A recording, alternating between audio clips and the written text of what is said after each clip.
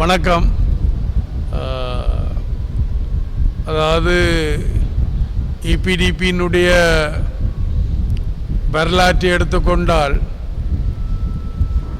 நிரூபிக்கப்பட்ட வரலாற்றை எடுத்துக்கொண்டால், ஆரம்பத்திலிருந்து இன்று வரை இபிடிபி ஒரு சரியான வழிகாட்டலை தான் மக்களுக்கு காட்டி வந்து கொண்டு இருக்குது. உங்களில் சொன்னது போல் வரலாறு அதை நிரூபிச்சிருக்கு. அது அரசியல் உரிமை பிரச்சனையாக இருக்கலாம், யுத்தமாக இருக்கலாம், மக்களுடைய நாளாந்த பிரச்சனையாக இருக்கலாம், அபிவிருத்தியாக இருக்கலாம், எதை எடுத்துக்கொண்டாலும் அது மக்களுக்கு எப்போதும் சரியான வழிகாட்டலாக, யதார்த்தமான வழிகாட்டலை தான் காட்டி வந்திருக்கு. அப்போ அப்படியான காலகட்டங்களில் அண்டையிலிருந்து இன்று வர சக தமிழ் கட்சிகள் கொள்கை ரீதியாக கொள்ளையை பற்றி பேசினாலும் அவர்கள் மக்களுக்கு எந்த வேலை திட்டத்தையும் தங்களோட கொள்கை இல்லை தங்களோட கொள்கையை நோக்கின எந்த வேலை திட்டத்தையும் அவர்கள் இதுவரை வைக்க இல்லை. ஆனால் இபிடிபி அண்டையிலேருந்து ஆரம்பத்திலேருந்து இன்று வரை தங்களுடைய கொள்கையையும் தெளிவாக வலியுறுத்தி சொல்லி வந்திருக்கிற அதே நேரத்தில் அதற்கான வேலை திட்டங்களையும் அணுகுமுறைகளையும் முன்வைத்து வந்திருக்கின்றது. அப்போ இதை பொறுக்க முடியாத, சகிக்க முடியாத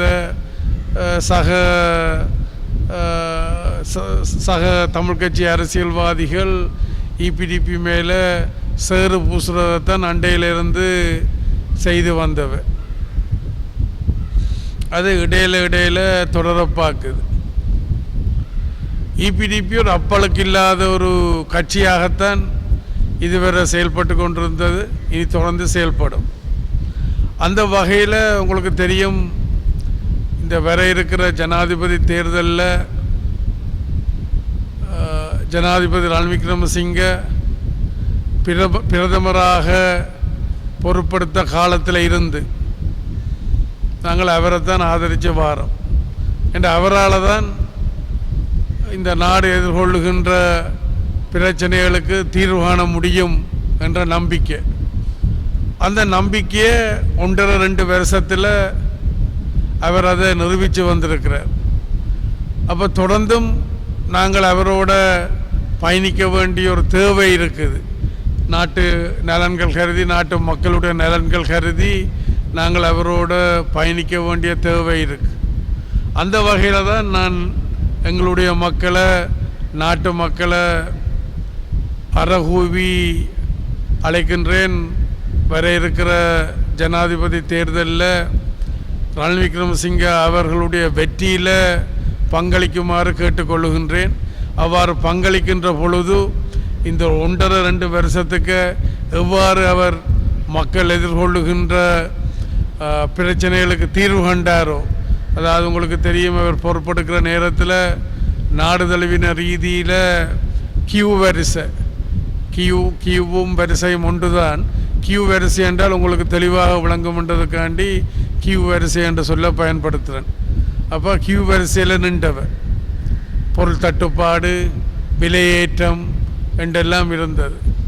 ஆனால் இன்றைக்கு அந்த நிலைமைக்கு எரிபொருளாக இருக்கலாம், கேஸாக இருக்கலாம், உணவுப் பொருட்களாக இருக்கலாம், மருந்து வகையாக இருக்கலாம், உரமாக இருக்கலாம், எரிபொருள் சொன்னேன் நானும், எரிபொருளாக இருக்கலாம், எல்லாம் இன்றைக்கு ஓரளவுக்கு வளமைக்கு ஒரு மக்கள் தங்களுடைய தேவையை பூர்த்தி செய்யக்கூடிய வகையில் அதனுடைய என்னென்ன சொல்கிறது அந்த இருப்பு இருக்குது. ஆனால் அதே நேரத்தில் விலைகள்லையும் இன்னும் விலைகளை குறைக்க வேண்டி இருக்கின்றது.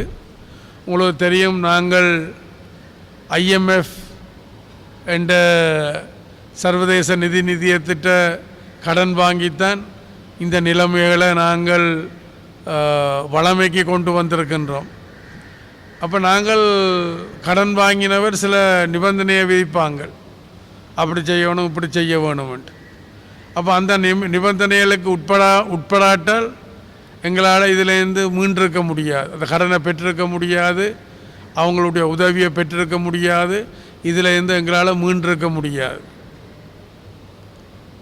அதே நேரத்தில் இன்றைக்கு பிரதானமான ஜனாதிபதி வேட்பாளர்கள் அவர்கள்ட்ட கடன் எடுக்கக்கூடாது, அவர்களுடைய நிபந்தனைகளுக்கு அடிபணியக்கூடாது என்றெல்லாம் ஆரம்பத்தில் பலத்த குரலில் சத்தம் போட்டு கொண்டிருந்தவ, கூக்குரல் இட்டு கொண்டிருந்தவ. ஆனால் இன்றைக்கு அவையிலும் அதை ஏற்றுக்கொண்டு வந்திருக்கணும். தாங்கள் IMFனுடைய உதவி இல்லாமல் நாட்டை முன்னேற்ற முடியாது, இந்த கடன் சுமையிலிருந்து மீள முடியாதுன்றதுக்கு வந்திருக்கணும். அப்போ இந்த கடன் சுமைகளுக்கு எது காரணம்?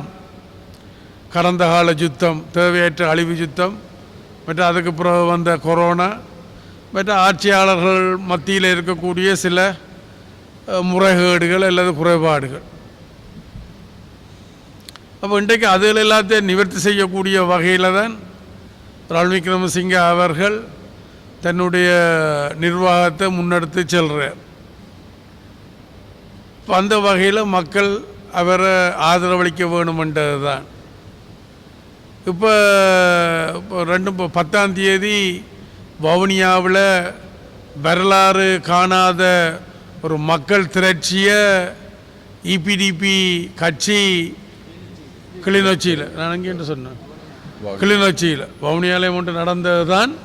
நான் 10ஆம் தேதி கிளிநொச்சியில் நடந்ததை சொல்கிறேன். அதை வெளிப்படுத்தி இருக்கு. மக்கள் EPDPயினுடைய பக்கம் அணிதிரண்டு வரைக்கில் பொறுக்க முடியாதவர்கள், சகிக்க முடியாதவர்கள் காழ்ப்புணர்ச்சியில் சேறு பூசுகிற நிகழ்ச்சிகளை, சேறு பூசுகிற விடயங்களை, சேறு பூசுகிற வேலையில் இப்போ தொடங்கி இருக்கணும். ஓ, உறவியலாளர் முடக்கி இருக்கணும். ஓ, இப்போ அப்படியெல்லாம் நடந்துருக்குது. இதைத்தான் நான் உங்களுக்கு சுருக்கமாக வர இருக்கிற இந்த சந்தர்ப்பத்தை என்றால் ஒரு ஒரு ஒரு வாக்களிப்பு சந்தர்ப்பத்தை இழந்தால் நாங்கள் 5 வருஷத்தை காத்திருக்க வேண்டி வரும். அப்போ இப்போ எங்களுக்கு காத்து கொண்டிருக்கிறன்றது காணாது. என்ற இப்போ புதுசாக யாராவது பதவி பொறுப்பெடுக்க வந்தால் திருப்பியும் சைவ பூச்சியத்தில் இருந்தால் நாங்கள் தொடங்க வேணும். திருப்பியும் நாடு குப்புற விழுந்துடும். அப்போ இந்த அம்மான் ரணில் விக்ரமசிங்காவுக்கு ரணில் விக்ரமசிங்காவுக்கு இருக்கக்கூடிய அந்த அனுபவங்கள், அவருக்கு இருக்கக்கூடிய சர்வதேச தொடர்புகள், அல்ல அவருக்கு இருக்கக்கூடிய இந்த ஆற்றல்களை எங்களோட நாடும் மக்களும் பயன்படுத்தி கொள்ள வேணும். அவருக்கும் இன்னும் ஒரு கொஞ்ச காலம்தான் இருக்குது. அந்த வகையில் வருகிற சந்தர்ப்பத்தை எங்களுடைய மக்கள் சரியாக பயன்படுத்த வேணும் என்று கேட்டுக்கொள்ளுகின்றேன். ஆனால் எல்லாற்ற வீட்டிலையும் கேஸ் இல்லாமல் அடுப்பு மூழ்கிற மாதிரி தெரியல. பெரும்பாலும் உங்களோட வீட்லேயும் கேஸ் இருக்குது தானே? ஓ, எல்லாற்ற வீட்லேயும் கேஸ் இருக்குது. அப்போ கேஸ் இல்லாத வீடுகள் பெரும்பாலும் இல்லை. அப்போ இன்றைக்கு அதுவும் ஒரு அத்தியாவசியமாக வந்துட்டு, முந்தியெல்லாம் உங்களுக்கு தெரியும், வீடுகளில் ஆக்கள் சொல்லுவினோம், இந்த கக்குசு போகிறோண்டா சுருட்டோட எல்லாம் பீடி சிகரெட்டோடான்னு போவினோம். ஏனென்றால் அப்போ தான் அவைகளுக்கு அது இலகுவாக போகிறதுக்கு பழக்கப்பட்டு கொண்டுச்சிடும். ஆனால் இன்றைக்கு அவைகள் எல்லோரும் இன்றைக்கு மொபைலோட, இது வாட்ஸ்அப் அல்லது இதோட மொபைலோட போகாட்டால் அவைகளுக்கு, நானும் அப்படித்தான், இது போகாட்டில் அதனுடைய இயல்பு குளிக்கிற நேரத்தை தவிர, நித்திர கொள்கிற நேரத்தை தவிர மற்றபடி அரசியல், என்னுடைய மக்கள் சேவை, மக்கள் வேலையெல்லாம் ஈடுபட்டிருக்கிற அந்த நேரத்தில் மரசல கூடத்தில் இருந்து கொண்டும் நான் காய்ச்சொன்றிருப்பேன். இதோட போனால் தான் இலகுவாக எல்லாம் போகமாண்டல்ல.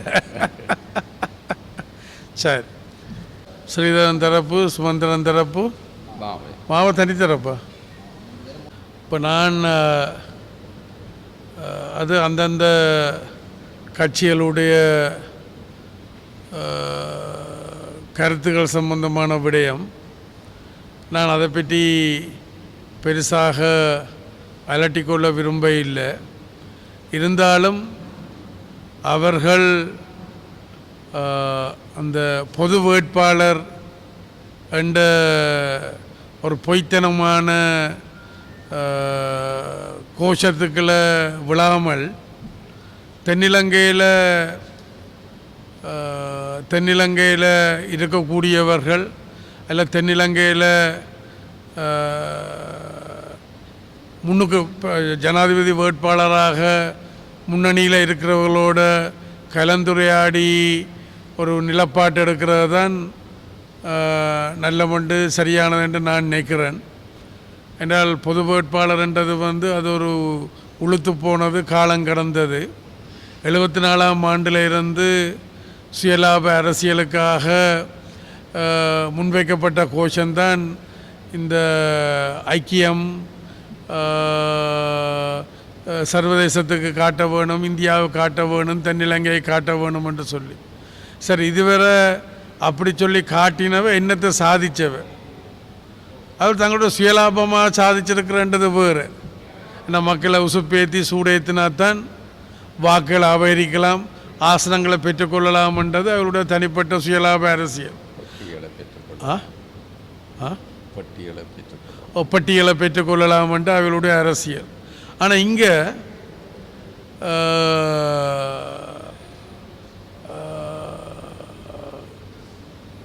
என்றால் இப்போ வர இருக்கிற தேர்தலில் உங்களுக்கு தெரியும், நான் அந்த தமிழ் தேசிய கூட்டமைப்பினுடைய உருவாக்கத்துக்கு என்ன காரணம்? டக்ளஸ் சிவானந்தா இபிடிபியும் தான் காரணம். பிரபாகரனுக்கு என் மேலே அல்லது டக்ளஸ் சிவானந்தா மேலே அல்லது இபிடிபி மேலே இருக்கக்கூடிய அரசியல் பலம் காரணமாகத்தான் தனித்தனியாக போட்டி போட்டு தோல்வி கண்டாக்கில் ஒரு போன இல்லை அன்றைக்கு அந்த தமிழ் தேசிய கூட்டமைப்பாக தமிழரசு கட்சி என்ற சாக்குகளை போட்டு கட்டி விட்டது. பிரபாகரன் போன பிறகு கட்டு கலண்டுட்டு கிழங்குகள் எல்லாம் உருண்டு தங்கட பாட்டுக்கு போயிட்டுது.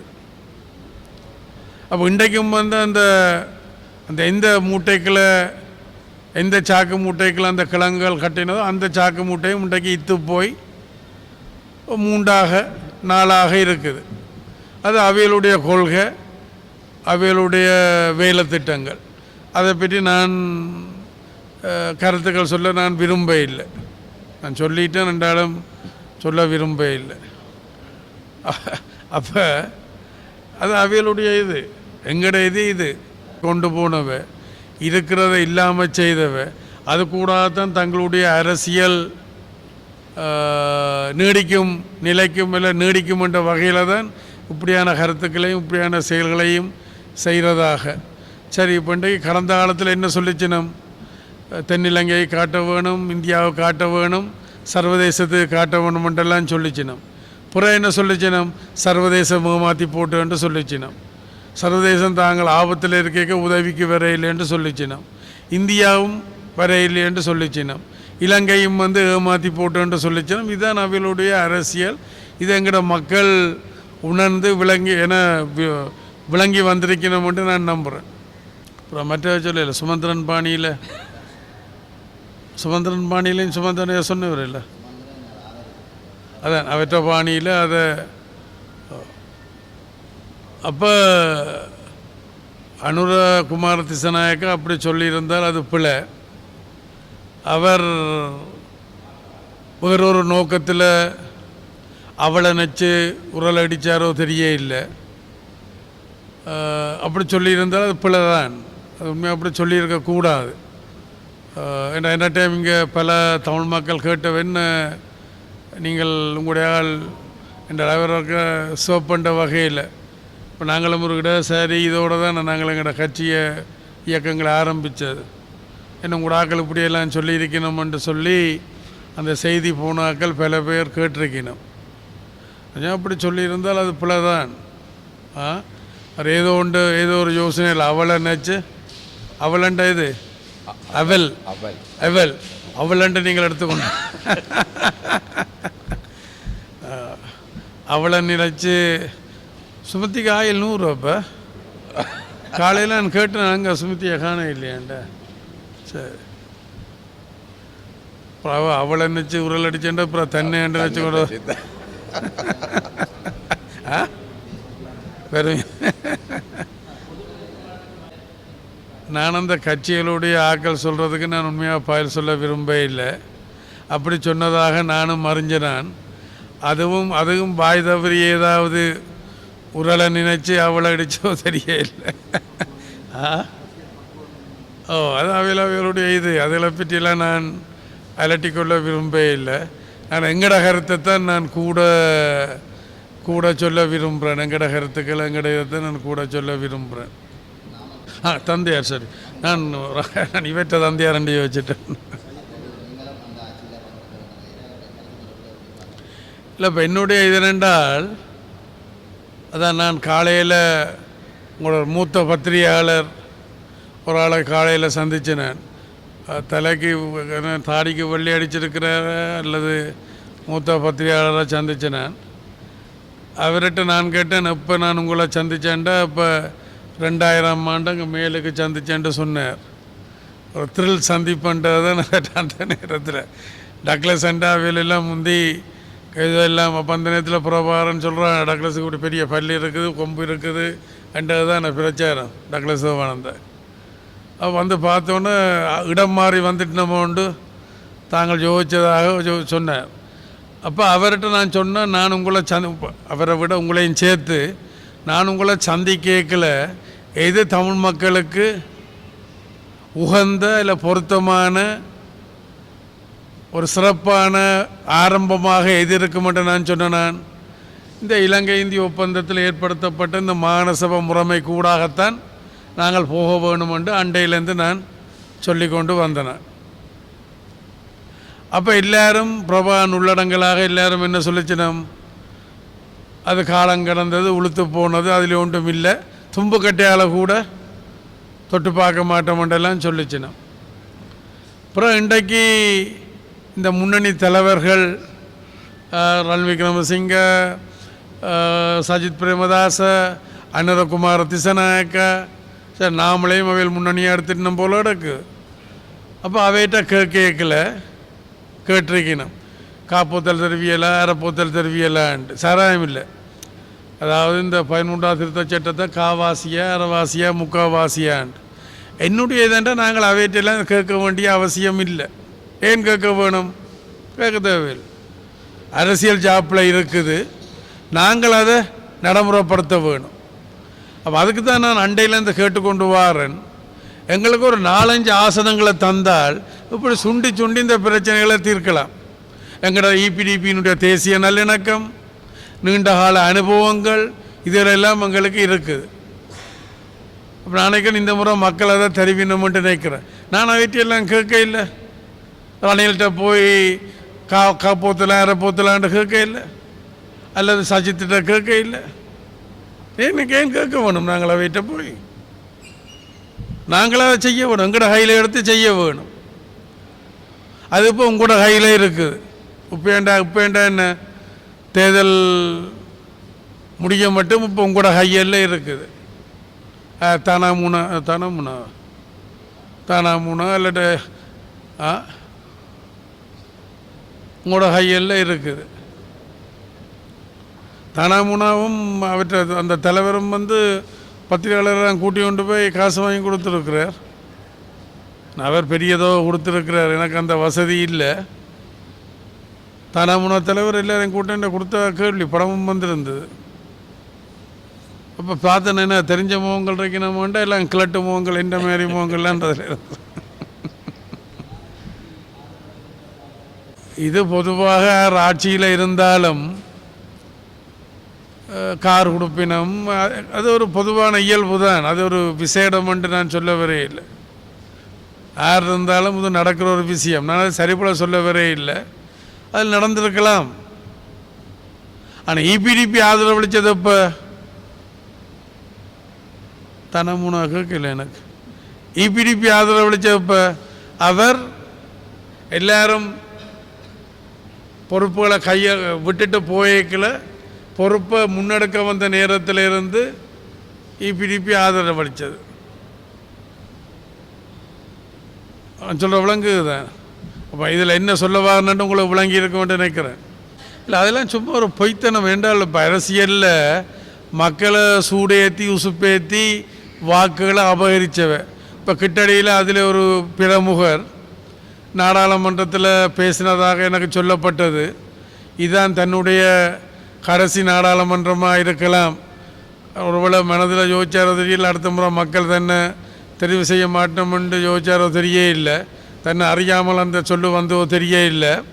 ஆனால் அவர் சொல்லி ஒரு தமிழ் உத்தியோகத்தர்களும் பயிஸ்கரித்ததாக எனக்கு தெரிய இல்லை. ஒரு தமிழ் உத்தியோகத்தர்களும் பயிஸ்கரித்ததாக தெரிய இல்லை. யாரும் தமிழ் உத்தியோகத்தர்கள் வடக்கில் கிழக்கில் நான் இன்னும் ஆராய்ஞ்சு கொண்டிருக்கிறேன். வடக்கில் எந்த ஒரு தமிழ் உத்தியோகத்தரும் இதுவரை பயிஸ்கரித்ததாக எனக்கு தகவல் இல்லை. எல்லாரும் வாக்களிப்பில் கலந்து கொண்டிருக்கணும். பயிஸ்கரிக்கிறேன்டா வாக்களிப்பில் கலந்து கொள்ள விடுறது தான் பயிஸ்கரிப்பண்டு நான் நினைக்கிறேன். நீங்கள் என்ன நினைக்கிறீர்கள்? பயிஸ்கரிப்பண்டா அப்படி தானே? நாளைக்கு அதுக்கு வேறு வியாக்கியானம் ஒன்று சொல்ல பார்ப்பினோம். விலங்கு அசமுத்தி அப்போ ஆரம். அப்போ அவையெல்லாம் சும்மா ஒரு வெற்றி. இது ஏன்னா மக்களை உசுப்பேற்றி சூடேற்றி வாக்களை அபகரித்து கொண்டவ இதான் 74ஆம் ஆண்டில் இந்த இதுதான் எங்களோட தேசிய தலைவர். எங்களுடைய தேசிய தலைவர் அதை பற்றி நான் குறை சொல்ல விரும்ப இல்லை. எங்களுடைய தேசிய தலைவர் அப்பா பிள்ளை அமுதலிங்கம். அப்போ அவையில் அப்போ தேர்தலில் தோத்துட்டினோம். அவர் மற்ற எங்களோட சிவசுப்ரமணியம் அவையிலெல்லாம் தோத்துட்டினோம். அவையில் இந்த உசுப்பேத்தி வச்ச கருத்து தான் இந்த தனிநாடு தமிழீழமண்டா. இது அவையில் அப்போ உசுப்பேத்துறதுக்காண்டி வாக்குகளை அபகரிக்கிறதுக்காண்டி தான் வச்சவை. அப்போ நாங்கள் எல்லாம் உங்களோட வயது இல்லை, உங்களை விட இன்னும் குறைஞ்ச வயதில் இருந்த நாங்கள் அந்த உசுப்பேத்துற அரசியலுக்கு எடுபட்டு போனால் இவ்வியல் அப்போ இவர பொய்த்தனம் எங்களுக்கு விளங்கித்தான். அப்புறம் நாங்கள் அதிலேருந்து வெளியில் இயக்கங்களாக வந்தது. அது பிரபாகரனாக இருக்கலாம், பத்மநாபாவாக இருக்கலாம், உமாமகேஸ்வரனாக இருக்கலாம், ஸ்ரீ சபாரட்னமாக இருக்கலாம். அப்படி நான் சொல்கிற விளங்குது தான். அப்போ மக்களை உசுப்பேற்றுறதுக்காண்டித்தான். இப்போ 2000 அந்த தமிழ் தேசிய கூட்டமைப்புண்டு கட்டப்பட்ட அந்த சாக்கு அதே இன்றைக்கு இத்து போச்சு. நீங்களே சொன்னீங்கள் 3 விதமான கருத்து அதுக்குள்ளே இருக்கண்டு. அதே இத்து போச்சுண்டா என்ன உக்கி போச்சு. அப்போ இவையெல்லாம் என்ன பாக்கினம்? மக்களை உசுப்பேற்றி சூடேற்றி வாக்களை அபகரிக்கிறான்னு நோக்கமிட்ட கடந்த காலத்தில் இவள் ஒன்றும் செய்ய இல்லை. என்ன சொல்லிச்சினம்? சர்வதேசம் ஏமாற்றி போட்டுன்னு சொல்லிச்சினம். திருப்பியும் சர்வதேசத்தில் இதை போய் காட்ட போயினோமா? அதில் இந்தியா ஏமாற்றி போட்டுன்ட்டு சொல்லிச்சினம். புற என்ன சொல்லிச்சினம்? இலங்கை அரசுகளோடு அவையில் உறவு வைக்கிறது எல்லாரும் பிரபாகரன் உட்பட. அப்புறம் தங்கட வேலையில் எல்லாத்தையும் முடிச்சுட்டு வந்து என்ன சொல்லுவினோம்? இலங்கை அரசாங்கம் ஏமாற்றி போட்டுதுன்ட்டு. இதானே? நான் அப்படி ஒரு காலம் சொல்ல போகிறதும் இல்லை, சொன்னதும் கிடையாது. நான் எதை சொல்கிறேனோ அதை செய்கிற ஆளாகவும் செய்கிறத சொல்கிற ஆளாகவும் தான் இருப்பேன். சொல்லாதையும் செய்வேன். இப்போ சிலதில் விடுபட்டு போனால் அதையும் செய்வேன். அப்போ வர இருக்கிற இந்த ஜனாதிபதி தேர்தலாக இருக்கட்டும், அதை தொடர்ந்து வருகின்ற நாடாளுமன்ற தேர்தல்களாக இருக்கட்டும், மக்கள் இபிடிபியோட அணிதிரண்டு பயணிப்பினமாக இருந்தால் நிச்சயம் ஓரிரு வருடங்களுக்குள்ள அவர்கள் எதிர்கொள்ளுகின்ற பல வகையான பிரச்சனைகளுக்கு தீர்வு காணலாம் என்று நம்புகிறேன். இப்போ கூட எங்களோட ஆட்சியில் நல்லாட்சி இல்லை, வெள்ளாட்சி. நல்லாட்சி வேறு, வெள்ளாட்சி வேறு. நல்லாட்சி என்றதை சொல்கிறேன் தெரியும் தானே? நாத்தில் சொன்னால் தானே உங்களுக்கு விளங்கும். நல்லாட்சி வேறு, எங்களோட வெள்ளாட்சி. எத்தனை பேருக்கு அந்த இது வந்திருக்குது? கௌரி இல்லையா? அதில் 1000 அந்த அந்த எத்தனை பேருக்கு அந்த உரித்து வந்திருக்குது? உரித்து 1155. யாழ் மாவட்டத்துக்கு, கிளிநொச்சிக்கு 1495, கிளிநொச்சி மாவட்டத்துக்கு 1119, முல்லைத்தீவு மாவட்டம் மன்னாருக்கு 445 உரித்து.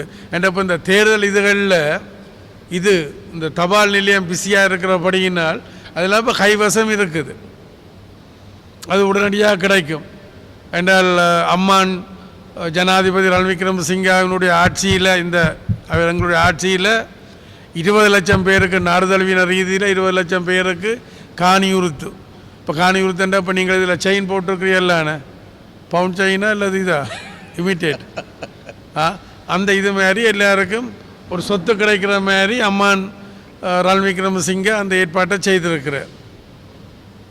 நான் இதற்கெல்லாம் பதில் சொல்லக்கூடாது, அப்படி இருக்கிறதாக அறிகிறேன்.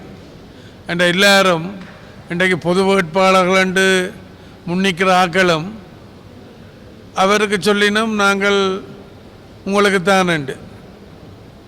அது ஒரு மயக்கமான சொல்லு. என்ற தேர்தல் என்றால் வெளிப்படையாகத்தான் வேலை செய்ய வேணும். தேர்தல் என்றால் வெளிப்படையாகத்தான் வேலை செய்யணும். ரகசியமாக இதில் ஒன்றும் இல்லைத்தானே. அப்போ அவையல் அவருக்கு சொல்லினோம் நாங்கள் உங்களோட தான், உங்களுக்குத்தான். நீங்கள் கேட்கலாம் அதாலான அவர் நம்பி காசு அவைகளுக்கெல்லாம் கோடிக்கணக்கில் கொடுத்தாரான்ட்டு நீங்கள் கேட்க அடுத்த கேள்வி எனக்கு விளங்குது. நீங்கள் வாய்க்க முணுமுணுக்கிறது வாய்க்க முணுமுணுக்கிற எனக்கு விளங்குதோ? சுமத்தி முணுமுணுக்கிறோ? சரி.